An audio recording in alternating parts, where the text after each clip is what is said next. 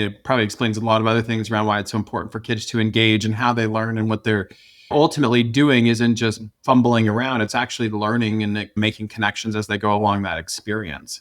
Yeah, everything that kids are doing is forming the brain's there, but now we're forming all the connections between those things. Really important. It's one of the reasons why, the phonemes that kids learn, that's the individual parts of words and how they sound. Those are laid down between 0 and 18 months. Reasons why it's very difficult for a more adult brain to learn accents in a language. We can learn the language itself, but getting the right accent has been laid down a long, long while ago. It's probably easier to learn a second language when you're much younger than it is as we get older. Yeah. And so now let's put it into terms of applicability. Yeah. For our listeners, there's a book by a guy called John Medina called Brain Rules for Baby. We'll put this in the linkage. But he talks about the importance of bringing kids up in a BrainWise fashion. And he's got, I think it's 12 rules for bringing up kids so that we honor what's going on in their brains. We'll put the link in our show notes for people so that if they want to, especially if they have young children of their own, where can they go get some resources or additional information on how to, if it's of interest, do raise your child in a BrainWise fashion, or at least know what some of those principles are anyways.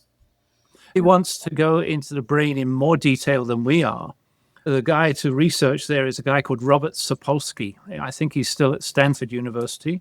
Phenomenal expert. In his latest book is called Behave, if I remember rightly. It's a thick book. It's not a trivial book, but some phenomenal detail on how the brain works.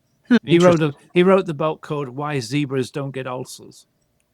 My brain's going in a whole nother direction on that. And how do I become a zebra so that I don't get ulcers too? Is it because of worry, anxiety? Basically, yes. He said if you watch a zebra run away, it's being driven by its brain to get the heck out of there to survive. Right. Once it's survived, if the lion catches it, it's all over.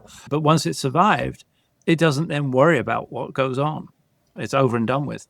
They're probably not worried up until that point about the fact that the lion is coming. It's just once the lion is there, time to go. Yeah. So many things we could unpack there for ourselves when we think about being nervous or anxious or having worry, things of that nature, which I'm going to make an interesting transition to another part of the brain's makeup, which is, and hopefully it makes sense and we'll connect it along the journey as best we can.